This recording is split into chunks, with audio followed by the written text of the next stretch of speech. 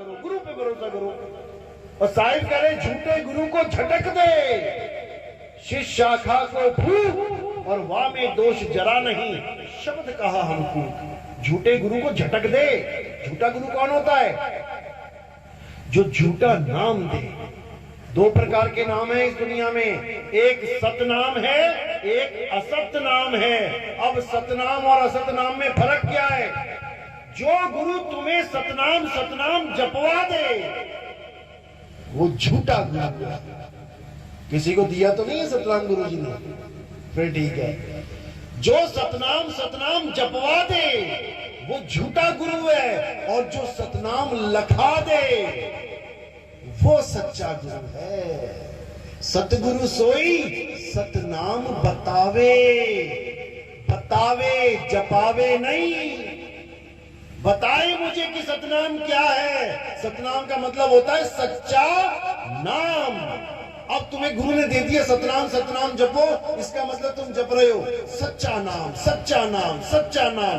अरे भैया कौन सा सच्चा नाम है वो बता। बात समझ में आई? जैसे तुम्हें घर वालों ने कह दिया बेटा मीठा फल लेके आ, तो दुकानदार के पास चले गए तुम। अब तुम कह रहे हो भैया मीठा वाला फल देना, वो कह रहा कौन सा वाला दूं, सारे मीठे हैं, कौन सा वाला। ऐसे ही सतनाम कोई जाप नहीं है। अरे सतनाम कोई नाम नहीं, ये है आपन रूप। और जो जाने इस भेद को पावे आप स्वरूप। सत्य नाम कोई नाम नहीं है 4 अक्षर का। सतनाम अक्षर ना होते तो ये सता नाम है कहां से लेके आते? ये सतनाम उसका गुण है कि वो सत्य है। उस नाम को जानो जो सत्य है। और सत्य कितने हैं इस दुनिया में? सत्य कितने हैं इस दुनिया में? एक है। वो एक सत्य क्या है? अविनाशी क्या है? आत्मा। वो हिंदू के पास भी है, वो मुसलमान के पास भी है, वो ईसाई के पास भी है, वो अरबी फ्रेंच जर्मन कैनेडियन किसी भी धर्म का किसी भी भाषा का आदमी क्यों ना हो, उसके पास आत्मा है। और उसे उसी की आत्मा का ज्ञान करवाना आत्म ज्ञान होता है। मंत्र देना नहीं कि फलाना मंत्र ले आए ढिकाना मंत्र ले आए, ये सब यही डस्टबिन में पड़े रह जाएंगे। ये सब जाप हैं। साहिब कहते हैं जाप मरे अजप्पा मरे। अरे अनहद भी मर जाए और सुरत समाए शब्द में, वाको कालना खाए। इस दुनिया में 4 प्रकार के नाम चल रहे हैं पूरी दुनिया में। पहले प्रकार का नाम है जाप, जो मुंह से जपा जाता है। कोई भी नाम ले लो, राम राम राम राम, सतनाम, कबीर नाम, कुछ भी ले लो, जाप। दूसरे नंबर का है अजपा जाप। अजपा क्या है? जो श्वासों में चलता है। सोहम सोहम ओहम कोहम, कुछ भी ले लो, चाहे कुछ ना भी लो, केवल श्वासों पे ध्यान धर लो, तब भी तुम्हें यही आवाज सुनाई देगी सोहम की। ये अजपा जाप है। अनहद नाद क्या होता है? कानों में उंगलियां डाल के उन 5 नादों को सुनना, जो हमारे ही 5 तत्वों की आवाज है। तो साहिब कहते हैं ये तीनों नाम देने वाले जो गुरु हैं, ठीक है गुरु हैं, पूजनीय हैं, क्योंकि गुरु मेरे सभी बड़े, लेकिन तेरे मुक्ति दाता गुरु नहीं है। भूल जाना कि तुझे मुक्ति मिली है, तू कितना ही विश्वास करके बैठ जा, लेकिन तेरी मुक्ति होने वाली नहीं। बिल्कुल। तो साहिब कह रहे हैं 3 प्रकार के नाम कौन से हैं? जाप, अजपा, अनहद। चौथे प्रकार का नाम क्या है? वो है सार शब्द। उस सार शब्द का ज्ञान लेके कबीर साहब इस दुनिया में आए थे। वो सार शब्द ही सतनाम है। कबीर सागर पढ़े पहली लाइन। कबीर सागर पढ़ी किसी ने? नहीं पढ़ी। पढ़ो, पहली लाइन पढ़ लो। क्या बोल रहे हैं? सत्य नाम है सार, बूझो संत विवेक करी, उतरो भवजल पार। सतगुरु का उपदेश यही उपदेश है सतगुरु का कि सत्य नाम सार है, सतनाम जाप नहीं है, सतनाम ही सार शब्द है। और सार क्या है? आत्मा ही सार है। और असार क्या है? ये शरीर ही असार है। सब अपने गुरु को अपने हृदय में बसा के बैठे हैं, लेकिन गलती से वो एक शरीर को बसा बैठे हैं, शरीर को गुरु मान बैठे हैं। किसको? 5 तत्वों को। 5 तत्वों में क्या जोड़ दिया? इंद्रियां, आंखें, कान, नाक, मुंह, हाथ, पैर, पेट, जांघें, भुजाएं, इसको गुरु मान बैठे सारे। कबीर साहब कहते हैं ये 10 इंद्रियों का रथ है।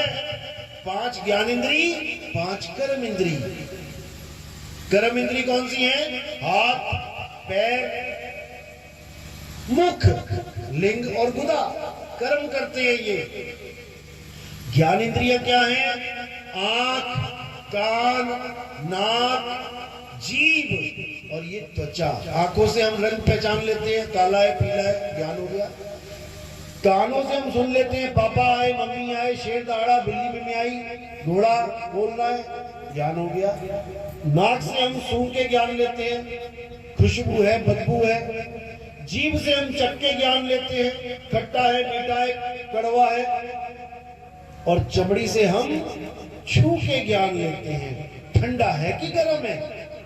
और केवल हाथ से ही नहीं, पूरी चमड़ी में गरम गरम ग्लास कहीं भी लगा लेना, उसी वक्त ज्ञान हो जाएगा कि गर्म है कि ठंडा है। अब ये 10 इंद्रियां हैं और परमात्मा गुरु इंद्रियतीत है।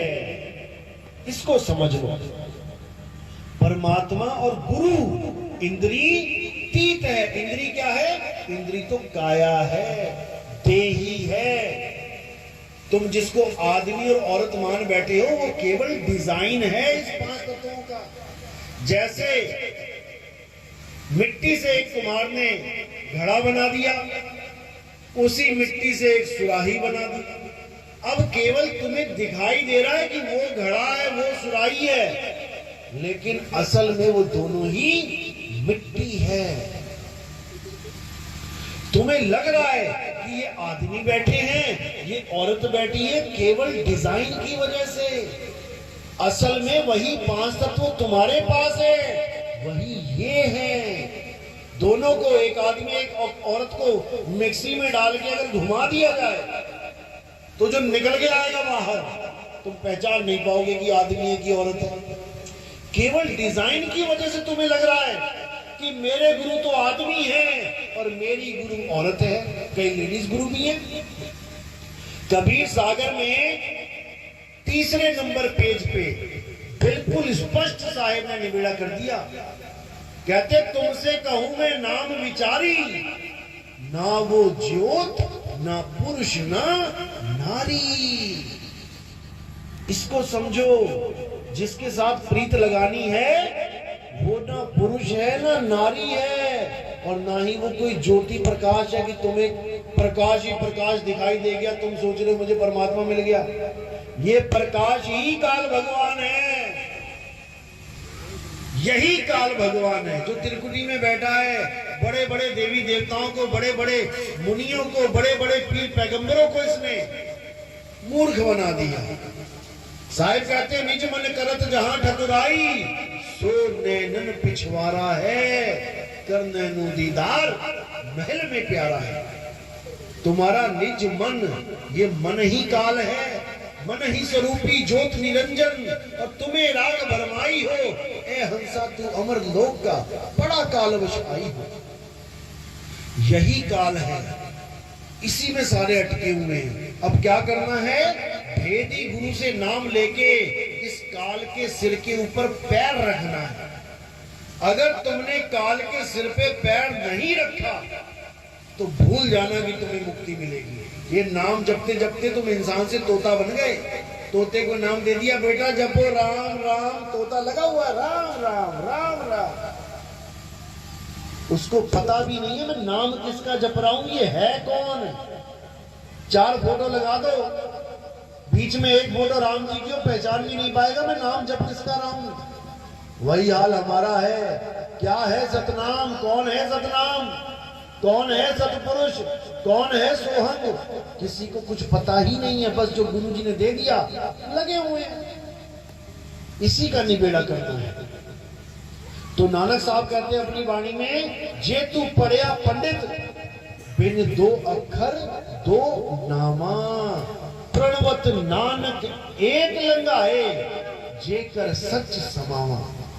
कहते हैं कितना ही पढ़ ले, कितना ही नाम जप ले, जे तू पढ़िया पंडित बिन दो अक्षर, अगर तुझे दो अक्षर का भेद नहीं पता है पंडित, तू जितना मर्जी पढ़ ले तेरी मुक्ति होने वाली नहीं है। दो अक्षर दो नामा, दो नाम कौन से, एक सतनाम एक असतनाम। बाबा नानक क्या कहते हुए गुजरते थे गलियों में, सतनाम वाहेगुरु, सतनाम वाहेगुरु, सतनाम। ये कोई जाप नहीं था कि सारे जपने लग गए सतनाम वाहेगुरु, सतनाम वाहेगुरु। ये एक संकेत है कि जो गुरु तुम्हें सतनाम दे दे, वाह वाह क्या किस्मत तुम्हारी जो ऐसा गुरु मिल गया। वाह गुरु जो तुम्हें सतनाम दे गया। सतनाम दे गया मतलब ये नहीं कि सतनाम जपवा गया, छोड़ो इसको, ये तो तुम इसलिए जप रहे हो क्योंकि तुम्हारे कान है। अभी कोई बहरा आ जाए उसको तुम 100 बार सतनाम बोल दो, वो सुन ही ना पाएगा तो जपेगा क्या, फिर उसकी मुक्ति कैसे करोगे। इसीलिए समझना है, वरना ऐसे ही परेशान करोगे आगे लोगों को। जैसे ही आ गया 84 में जाना पड़ेगा। इंसानी चोला एक बार मिला है, लख 84 भटक के पौ पे अटके आए। पौ यानी माया। इस वक्त सबसे ज्यादा प्रबल माया किस पे जाल बिछा के बैठी है, लख 84 पे या आदमी पे। गाय सतयुग में नंगी घूमती थी तो कलयुग में क्या स्वेटर पहनने लग गई। बंदर सतयुग में नंगे घूमते थे, कलयुग में क्या हेलमेट लगा के घूम रहे बाइक पे, कपड़े पहन के। वैसे के वैसे ही हैं, सारे जीव वैसे हैं। तरक्की किसकी करवाई जा रही है, केवल इंसान की। क्यों करवाई जा रही, कारण क्या है, क्योंकि ये भाग सकता है, इस जेल को तोड़ सकता है विवेक के द्वारा। इसको परमात्मा ने विवेक दिया है। ये चाहे लख 84 जून को खत्म करके मुक्त हो जाए, लेकिन इसको इतने जाल में बुन दिया है। तेरा बेटा, तेरी बेटी, तेरा बाप, तेरे बच्चे वो क्या खाएंगे, तेरे पोते क्या खाएंगे, उसको भी लूट ले, उसको भी लूट ले, उसको भी लूट ले। इसी में बेचारा हाय हाय करता करता बुढ़वा होके एक दिन मर जाता है। एक चवन्नी भी लेके नहीं जा सकता। ये माया का प्रबल जाल है केवल इंसान के ऊपर। बाकी सब वैसे के वैसे ही हैं, केवल इंसान तरक्की पे तरक्की कर रहा है। क्योंकि काल भगवान को पता है कि बेटा ये निकल सकता है, इसको और सहूलत दो, और ऐश करवाओ, और हवाई जहाजों में घुमाओ, और बढ़िया गाड़ी से कारें दो, और बढ़िया बाइक लेके आओ, और मोबाइल बढ़िया से बढ़िया दो। इसी में सारा दिन लगा रहे। मोबाइल तो लिया ऊपर से व्हाट्सएप ग्रुप पे दे दिया, और ग्रुप बनाओ, और झगड़े करो, और दिन भर बक बक करते रहो। समय बर्बाद करवा रहा है तुम्हारा, क्योंकि ये समय इतना अनमोल है कि तुम सोच भी नहीं सकते। ये आत्मज्ञान को पाने की आखिरी सीढ़ी है। इस सीढ़ी में जो निकल गया, निकला कहां से, इन 9 दरवाजों से। आंख से अगर तुम्हारे प्राण निकल गए, कान से तुम्हारे प्राण निकल गए, नाक से तुम्हारे प्राण निकल गए, मुंह से तुम्हारे प्राण निकल गए, लिंग और गुदा से तुम्हारे प्राण निकल गए, तो तुम दुर्गति को प्राप्त हो जाओगे। तुम्हारी ऐसी हालत हो जाएगी कि तुम्हारा कुछ नहीं बचेगा।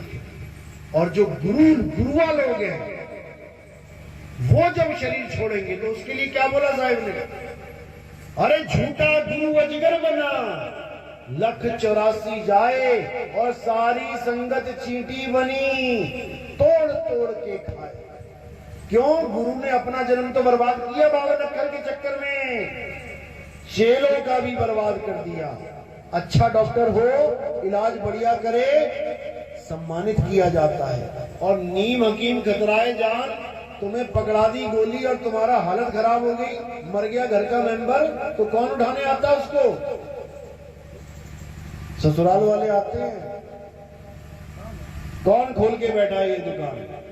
भले सारा समाज उसको डॉक्टर जी कह रहा है, लेकिन डॉक्टर जी को गले से पकड़ के अदालत में पेश किया जाता है। फिर कहां गई तेरी डॉक्टरी? फिर कहां गई तेरी गुरुवाई? जब तुझे उठा के 84 में घोष दिया गया, तब कौन सा चेला आएगा तेरी आरती करने के लिए? गधा बनके कुमार की मिट्टी ढोनी पड़ेगी और पीछे से पड़ेंगे डंडे, तब क्या मिल जाएगा? आज तो मान बढ़ाई में, अहंकार में झूमता फिर रहा है, मैं तो गुरु बन गया, मुझे तो गद्दी मिल गई, कमेटी वालों ने मुझे चुन लिया। अरे मूर्ख, कभी कमेटी भी चुनती है गुरु को? कभी कमेटी भी चुनती है गुरु को? 50% गुरु ऐसे बैठे हैं जो कमेटियों ने चुन चुन के बैठा रखे हैं। कठपुतली है वो कमेटियों के। गुरुजी आज वहां सत्संग करना है, आज तबीयत ठीक नहीं भैया, वहां ज्यादा चंदा चढ़ेगा, जाना पड़ेगा आपको। अब भैया बेचारा जाके दुखी मन से बैठ गया वहां पे, कमेटी के आगे कुछ बोल ही नहीं सकता। ये हाल हो गया है। गुरुवाई का मतलब ये ना समझ ले कि मैं तो परमात्मा बन गया। गुरुवाई का मतलब है तेरे ऊपर जिम्मेदारी पड़ गई है इन जीवात्माओं की। अगर तूने इनको गलत रास्ता दे दिया तो समझ ले तेरी ऐसी 84 हो जाएगी कि तुझे कोई ना बचाएगा। इसलिए साहिब ने बिल्कुल स्पष्ट बोला, जिस गुरु से भरम ना मिटे और भ्रांति जीव की ना जाए, सो गुरु झूठा जान के त्यागत देर ना लगाए। केवल महिमा ही नहीं गाई है गुरु की कि गुरु गोविंद दोनों खड़े काके लागू पाए। सारे गुरु गोविंद से बड़े हुए पड़े हैं आजकल, सारे गोविंद से महान हुए पड़े हैं। अरे कुछ करके भी तो दिखा दो, 4 सवालों के जवाब तो देके दिखा दो, उस नियक्षर का ज्ञान तो बता के दिखा दो। ये 4 अक्षर, चंद अक्षर पकड़ा के तुम गुरु बन गए, यही अज्ञान है। इसलिए साहिब ने बोला है, सत्य सत्य का करे निबेड़ा, और कहे कबीर सो हंस है मेरा। मेरा वो है जो सत्य और असत्य का निबेड़ा करे। सत्य क्या है? आत्मा ही सत्य है, और वो परमात्मा हम सबकी आत्मा में विराजमान है। कोई ये ना सोचे अकेला गुरुजी के पास परमात्मा है, हमारे पास नहीं है। घट घट मेरा साईया, इसको ये चाहिए। घट घट मेरा साईया, सुनी सेज न कोय, और बलिहारी व घट की, जिस घट प्रगट होए। कई बार ऐसा होता है गुरु के प्रकट नहीं होता है और चेला प्रकट कर लेता है, ऐसा भी होता है। उसको क्या बोला? अरे गुरुजी गुड़ रह गए, और चेला शक्कर हो गया। ये नहीं मानेगा कोई गुरु, ये कभी नहीं मानेगा, क्योंकि गुरुवाई अहंकार उसके अंदर ठूस ठूस के भर चुका है। याद करो वो दिन जब वही गुरु घर से निकला था परमात्मा को पाने के लिए कि हे मेरे मालिक, मैं ये सफेद चोला धारण कर रहा हूं आपके लिए, मुझे दर्शन देना मालिक। चला गया किसी आश्रम में संत बन के या भगत बन के, अब रहा आश्रम में, थोड़े दिन बाद पता लग गया अरे भैया परमात्मा परमात्मा कुछ नहीं होता, यहाँ तो गद्दी की लड़ाई है, जो गद्दी पे बैठ गया वही परमात्मा है। अब बेचारा परमात्मा को तो क्या पाना था, अब लगा दौड़ने गद्दी के पीछे, अब लगा षड्यंत्र बनाने, कैसे करके गद्दी हथिया लूं, और बेचारा उसी गद्दी में खटमल बन के लोगों को परेशान करे। तो इसीलिए कोई गद्दी वद्दी के चक्कर में कभी नहीं पड़ना। परमात्मा गद्दियों से नहीं मिलता, परमात्मा मिलता है मन को निर्मल करने से। कबीर मन निर्मल भया जैसे गंगा नीर, और पाछे पाछे हरि फिरे। कहे कबीर, कबीर कहते जिसके पीछे तू फिर रहा था अब वो तेरे पीछे फिरेगा। लेकिन उसके लिए तुम्हें ये मन निर्मल करना पड़ेगा। कोई तुम्हें कुछ गलत कहता है, सह लो, पी जाओ, घोट लो, कभी पलट के फालतू बात नहीं करना, क्योंकि उससे सूरत विचलित होती है। पूरा दिन तुम्हारे दिमाग में वो बंदा घुस जाएगा। इसीलिए साहिब ने बोला इस सूरत को शब्द में लगाना है, दुनिया में नहीं। सूरत फंसी संसार में, वो तो पहले ही फंसी पड़ी है, तुम और दुनिया दुनिया कर रहे हो। सूरत फंसी संसार में, दासे पड़ गई दूर, सूरत बांध स्थिर करो, आठों पहर हुजूर। नाम आठों पहर जपता है कोई? नाम जपते हैं 1 घंटा 2 घंटा, भैया बैठ के 1 घंटा भजन कर लेंगे, जप रहे हैं नाम, इससे कुछ नहीं होगा। आठों पहर की भक्ति मिलनी चाहिए, दिन रात सुबह शाम, जागते और सोते। जब सोते हुए भी तुम्हारी भक्ति बननी शुरू हो जाए, तब समझना कि अब तुम्हें वो सही चीज मिली है। तो सिमरण कैसे करना है? जप के नहीं, सिमरण करना है पनिहारिन की तरह।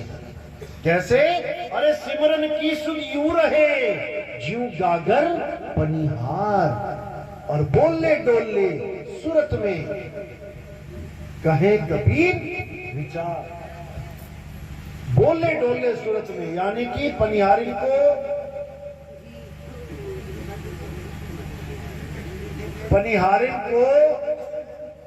कोई नाम जपने की जरूरत नहीं है। पनिहारिन की सूरत 24 घंटे अपने मटके में लगी है। इसी को कहते हैं सूरत शब्द योग। नकली शब्दों को साइड में कर दो, 52 अक्षरी शब्दों को, और असली सार शब्द आत्म स्वरूप को अपने जीवन में ले आओ। इसी की बात करते हुए साहिब कहते हैं शब्द शब्द सब कोई कहे, वह तो शब्द विदेह और जीवा पे आवे नहीं, निरख परख कर ले।